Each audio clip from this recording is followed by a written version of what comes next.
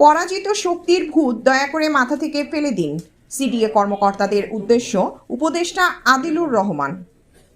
মোহাম্মদ হাসানুর জামান বাবু, চট্টগ্রাম থেকে।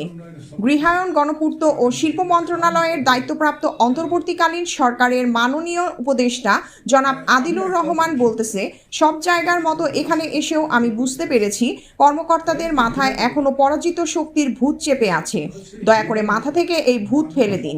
জুলাই আগস্টে বৈষম্য বিরোধী আন্দোলনে শত শত তাজা প্রাণ রক্ত দিয়েছিলেন একটি সুন্দর, স্বাধীন, দুর্নীতি, স্বজনপ্রীতি ও বৈষম্যহীন রাষ্ট্র প্রতিষ্ঠা করার জন্য। তারই ফলশ্রুতিতে 5 আগস্ট দেশ থেকে পরাজিত শক্তির দোসররা ক্ষমতা ছেড়ে চলে যান, কিন্তু দেশের প্রতিটি